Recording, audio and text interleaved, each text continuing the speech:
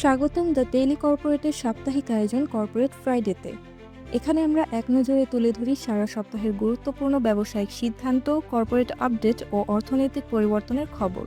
চলুন জেনে নেই এই সপ্তাহের কর্পোরেট দুনিয়ায় কোন কোন ঘটনা আলোচনার শীর্ষে ছিল। হালাল ইন্ডাস্ট্রিয়াল পার্ক স্থাপনে মালয়েশিয়ার সহায়তা চাইল সরকার। বাংলাদেশ সরকার মালয়েশিয়ার সহায়তায় একটি হালাল ইন্ডাস্ট্রিয়াল পার্ক গড়ে তোলার পরিকল্পনা নিয়েছে।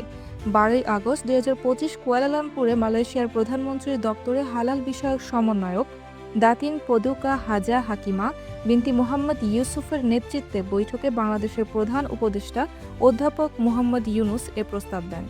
নতুন টাকা না ছেপে ডলার কেনার পথে বাংলাদেশ ব্যাংক। মুদ্রাস্ফীতি নিয়ন্ত্রণে বাংলাদেশ ব্যাংক নতুন টাকা ছাপানোর পরিবর্তে বাজার থেকে ডলার কিনে টাকার পরিমাণ কমানো এবং রিজার্ভ বাড়ানোর সিদ্ধান্ত নিয়েছে। শূন্য আয়কর রিটার্ন, 5 বছরের জেলের ঝুঁকি।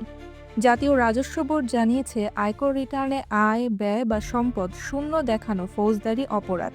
এর জন্য সর্বোচ্চ 5 বছরের জেল হতে পারে। বাংলাদেশে হান্ডার বিশাল বিনিয়োগ, 7,000 কর্মসংস্থানের সম্ভাবনা। হংকং ভিত্তিক Handa new material technology company limited বাংলাদেশে 250 মিলিয়ন মার্কিন ডলার বিনিয়োগ করবে। এর মাধ্যমে প্রায় 7,000 কর্মসংস্থান সৃষ্টি হবে বলে আশা করা হচ্ছে। যমুনা গ্রুপের 13.5 মেগাওয়াট সৌর বিদ্যুৎ প্রকল্পের চুক্তি। হুরাইন হাইটেক ফেব্রিক্সের জন্য যমুনা গ্রুপ 13.5 মেগাওয়াট সৌর বিদ্যুৎ প্রকল্পে আনুষ্ঠানিক চুক্তি স্বাক্ষর করেছে। মিডল্যান্ড ব্যাংক ও ক্লিনিক্যালের স্বাস্থ্যসেবা চুক্তি। মিডল্যান্ড ব্যাংক ও টেলিমেডিসিন প্রতিষ্ঠান ক্লিনিক্যাল যৌথভাবে চুক্তি করেছে, যার মাধ্যমে ব্যাংকের গ্রাহকরা ঘরে বসেই চিকিৎসা ও স্বাস্থ্য পরামর্শ নেওয়ার বিশেষ সুবিধা পাবে। এমটিবি সেবা পে ও মাস্টার কার্ডের যৌথ উদ্যোগে এসএমই প্রিপেইড কার্ড। দেশে প্রথমবারের মতো এসএমই এর জন্য প্রিপেইড কার্ড চালু করেছে মিউচুয়াল ট্রাস্ট ব্যাংক, সেবা পে ও মাস্টার কার্ড, যা ব্যাংক অ্যাকাউন্ট ছাড়াও এসএমই এর জন্য সহজ লেনদেনের সুযোগ সৃষ্টি করবে। মোহাম্মদ শফিউল আজম পুনরায় মধুমতি ব্যাংকের এমডি ও সিইও।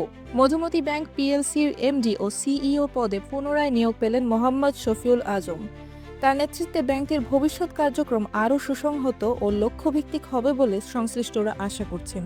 ব্যাংক এশিয়ার নতুন DMV Syed Zulkarnain. Bank Asia নতুন ডেপুটি ম্যানেজিং ডিরেক্টর হিসেবে নিয়োগপ্রাপ্ত হয়েছেন সৈয়দ জুলকারনাইন। ইসলামী ব্যাংকের নতুন এমডি মোহাম্মদ ওমর ফারুক খান। ইসলামী ব্যাংক বাংলাদেশ পিএলসির নতুন ব্যবস্থাপনা পরিচালক হিসেবে দায়িত্ব নিয়েছেন মোহাম্মদ ওমর ফারুক খান। ব্যাংকের বোর্ড অফ ডিরেক্টরস সম্প্রতি তার নিয়োগ অনুমোদন করেছে। ট্রাম্পের শুল্কে চীন ভারত থেকে মুখ ফিরিয়ে বাংলাদেশে পোশাক ক্রেতাদের ঢল। যুক্তরাষ্ট্রের নতুন শুল্ক নীতির কারণে চীন ও ভারতের পোশাক রপ্তানি কমছে। বাড়তি শুল্কের কারণে অনেক ক্রেতা এখন বাংলাদেশের সঙ্গে নতুন করে অর্ডারের জন্য যোগাযোগ শুরু করেছেন। ট্রাম্প প্রশাসনের শুল্ক নীতি অনেক দেশের জন্য উদ্বেগের কারণ হলেও বাংলাদেশের জন্য এটি এক বিরল বাণিজ্যিক সুযোগ হয়ে এসেছে। বৈদেশিক মুদ্রার রিজার্ভ 30 বিলিয়ন ডলারের গণ্ডিতে।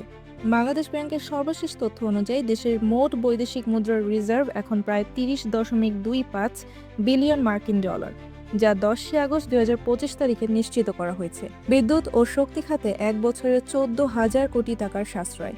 বিদ্যুৎ ও জ্বালানি খাতে একের পর এক খরচ সাশ্রয়ী পদক্ষেপ নেওয়ার মাধ্যমে গত এক বছরে 14,131 কোটি 81 লাখ টাকা সাশ্রয় করতে সক্ষম হয়েছে অন্তর্বর্তী সরকার। বিদ্যুৎ ও জ্বালানি খাতের সংশ্লিষ্ট কর্মকর্তারা জানান, 2024 সালের 8 আগস্ট দায়িত্ব গ্রহণের পর বর্তমান সরকার আইন সংশোধন ও কনসোর্টিয়াম গঠনের মাধ্যমে এই সাফল্য এসেছে। বাংলাদেশ ব্যাংক ও ব্র্যাক ব্যাংকের উদ্যোক্তা উন্নয়ন প্রশিক্ষণ। আগস্ট মাসে বাংলাদেশ ব্যাংক ও ব্র্যাক ব্যাংকের যৌথ উদ্যোগে উদ্যোক্তা উন্নয়ন সংক্রান্ত বিশেষ প্রশিক্ষণ কোর্স অনুষ্ঠিত হবে। বাংলাদেশ ভারত সীমান্তে 3 স্থলবন্দর বন্ধ, একটির কার্যক্রম স্থগিত। বাংলাদেশ সরকার চিলাহাটি, দৌলতগঞ্জ ও তেপামুখ স্থলবন্দর বন্ধ এবং বল্লা বন্দর কার্যক্রম স্থগিত করেছে। স্থলবন্দরে বাংলাদেশি পাট পণ্য রপ্তানিতে ভারতের নিষেধাজ্ঞা।